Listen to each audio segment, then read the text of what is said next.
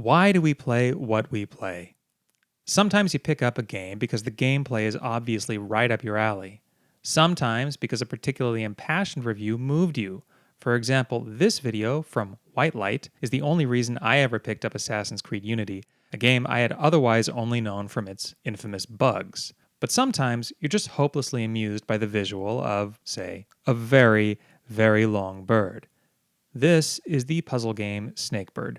You move like a snake, and you look like a bird, and you need to figure out how to eat fruit to get longer and eventually escape each level. It is hard. In retrospect, I should have skipped Snakebird and picked up Snakebird Primer, which I would later learn is a sort of easy mode / tutorial version of the game as explained by the dev here. What I did instead was assume that the game Snakebird was the right place to start for somebody interested in Snakebird's gameplay, and that worked for 6 levels, before the game introduced double Snakebirds. You know, Steam's 2-hour refund window policy is a real double-edged sword. It definitely made me more likely to buy Snakebird in the first place, but it also had me glancing at the clock more nervously the longer I found myself stuck on stage 7, making the same mistakes over and over, feeling like the game was expecting me to be capable of much larger mental leaps than I was able to execute, like I had been taught the alphabet in a new language, and was then being asked to pen entire sentences without first being taught any words. I hit a wall long before I was invested. And by the time I found out that there was a Snakebird primer, I had already moved on.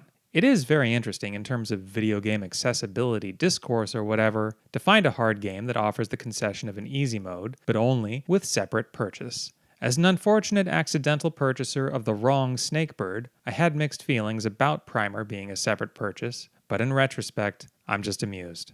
Regardless, I had already moved on. My mom loves puzzle magazines, and the house was full of them when I was growing up. Cryptograms, nonograms, Sudoku, and a lot of logic grid puzzles.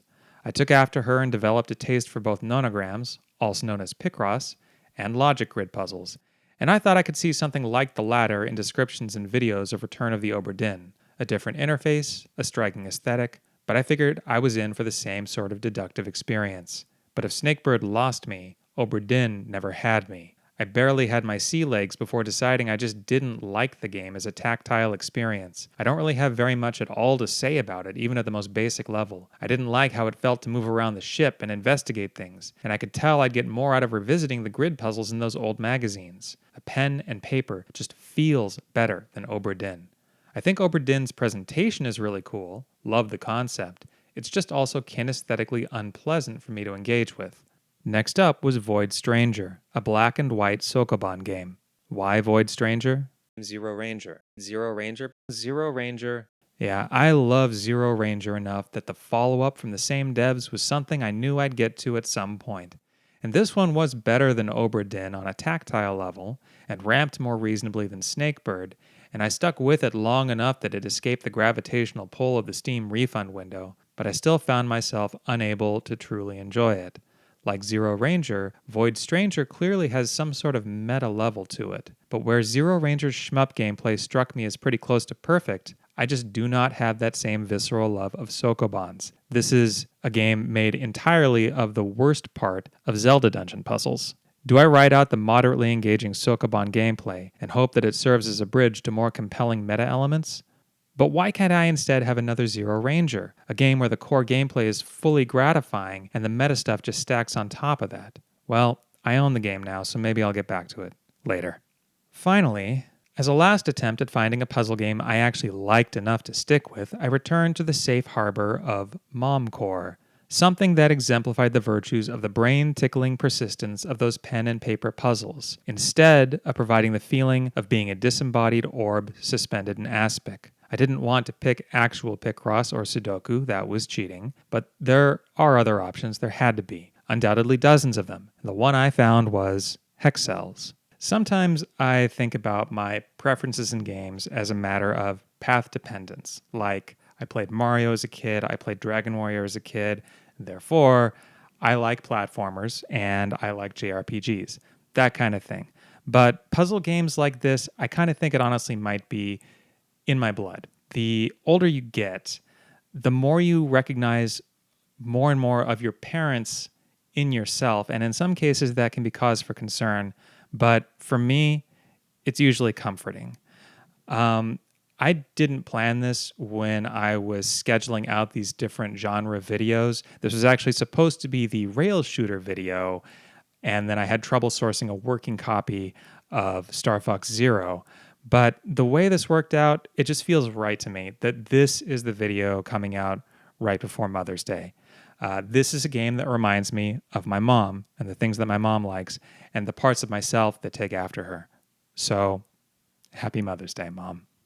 Hexcells only exists as a video game, but looks like the sort of game that would be easy to play in print.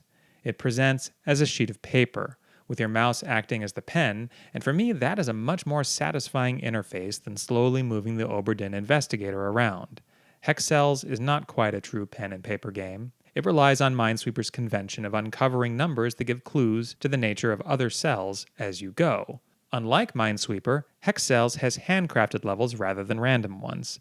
There's a natural progression and variety to its puzzles, and you have enough information to make at least one logical next step without resorting to guessing. Like Sudoku or nonograms, as you progress you will need to learn to hold more of the levels in your head at once to unravel them, but I found that with enough persistence and perception, I would eventually figure out my next move, and the game provided a great stop-start rhythm of getting stuck and unstuck. I tore through Hexcells 36 levels the day I bought it, and immediately bought Hexcells Plus, which I tried to space out a little more, but, well, now I'm most of the way through the campaign of Hexcells Infinite, the third and final entry. It's not that the joy of playing Hexcells is really all that different from the joy of playing Picross or Sudoku, but finding and learning the ropes of a new style of puzzle is a rare joy. Maybe I should have savored this trilogy a little more, rather than burning through it in under a month, but then Hexcells Infinite does have user-generated levels too, so I should be able to enjoy it longer than Hexcells or Hexcells Plus, and apparently the designer, Matthew Brown, has made several other games in this vein, if not this series, so I have that to look forward to too. Finding a puzzle game I wanted to stick with proved harder than for any other episode in this series, at least so far.